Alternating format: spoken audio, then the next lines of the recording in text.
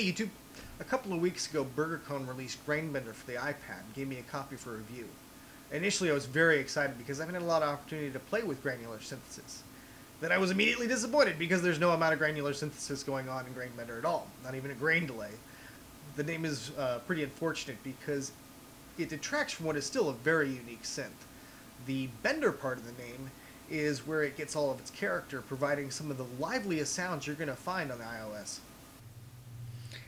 At its heart, GrainBender is a subtractive synth with two oscillators, which can be mixed together with this.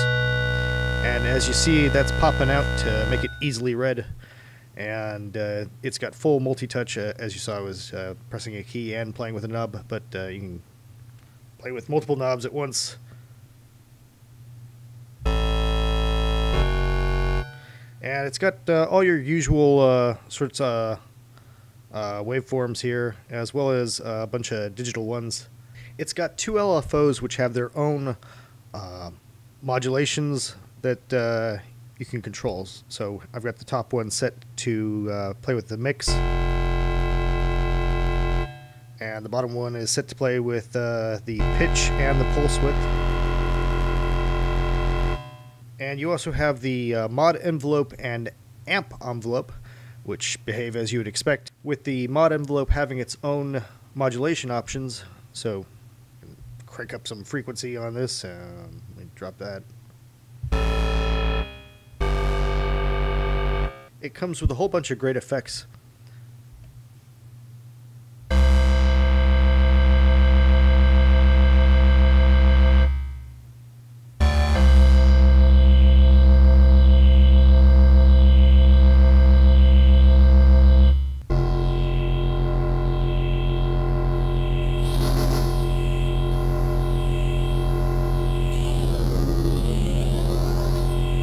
And as you might have noticed, in the center of both of these screens there is the bend button, and simply by clicking this and then anything you want,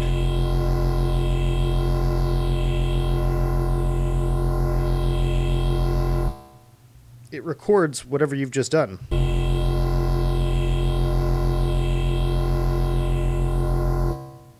You can have a lot of fun with this. This is absolutely the most natural sort of automation I've seen in an iOS app. Any of you that might be familiar with the Korg Electribe understand its motion sequencing, and that was basically how you got all the great sounds out of an Electribe. But the hardware Electribe was an absolute pain in the ass because you'd lose your automations. You know, you sequence all kinds of great stuff onto a part and then come back to it a couple of days later, and you're like, okay, what the hell is going on here? I don't remember all of the various motion sequences that I had sequenced. And with this, you see what's going on because there's a big yellow thing that starts moving around. And if you decide you don't want to do that anymore, you just hit it, and there it goes. It's all gone. This really adds a lot of life to what you can design inside a GrainBender, since you've got your typical modulation options, which are already very expressive and impressive here with the two LFOs and the mod envelope playing with all kinds of great stuff.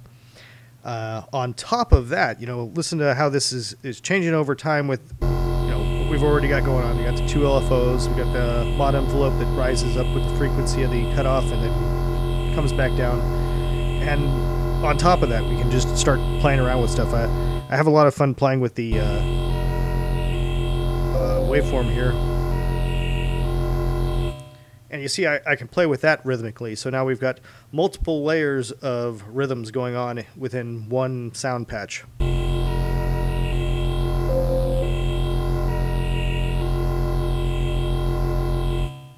This is really great for added depth in pads, and the layers of combined sonic mayhem that you've got going on here are enough to make me recommend this to anybody that likes to just explore sound and sound design.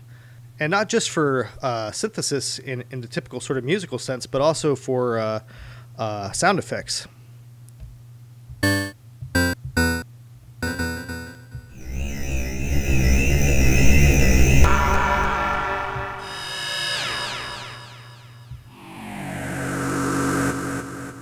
The presets included are kind of limited, but you can use them as a base to start building on, and come up with all kinds of great stuff.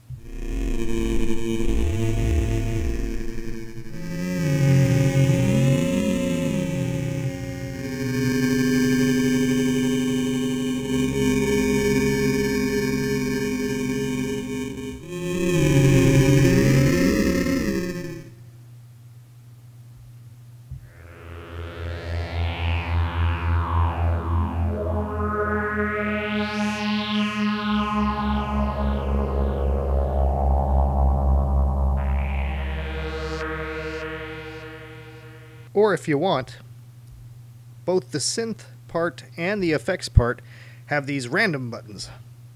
So as you see, just tapping that dice and we've got all kinds of crazy going on now.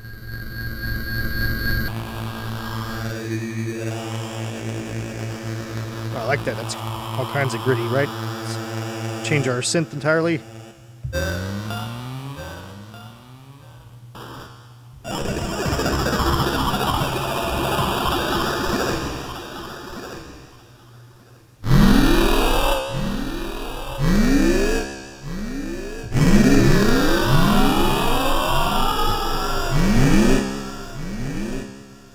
So when you get one that's doing something that you like, you can bounce over to the effects and start tweaking that again. Or from there you can refine it.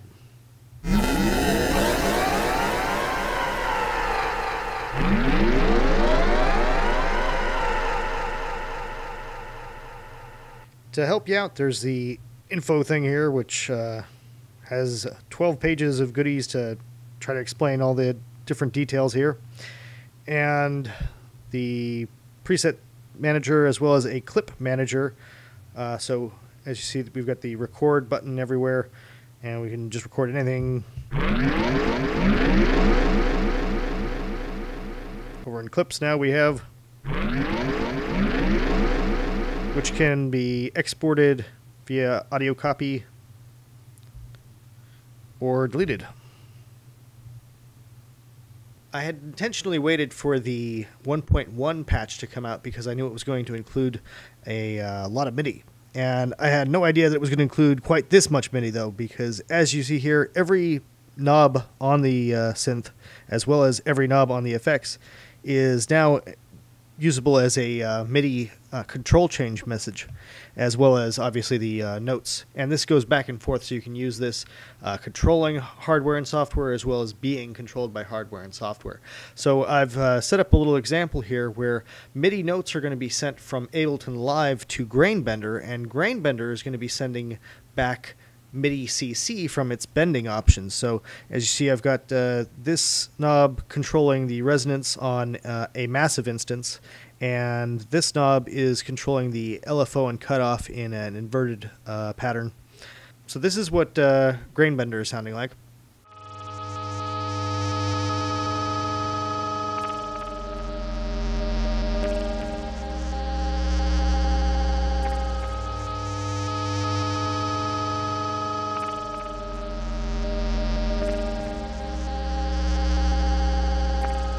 And this is what Massive is sounding like.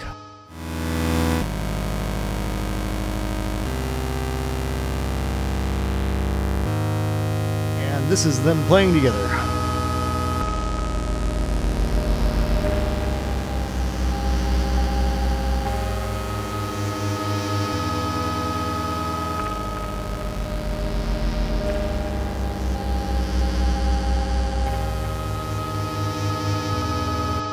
GrainBender's name might mislead you, failing to live up to the expectation of Granular's unique synthesis, but it does provide for some equally unique sound design. I'd recommend this for experts who want a mobile opportunity to play around with sound, as well as intermediate synthesists looking to improve their understanding of modulation.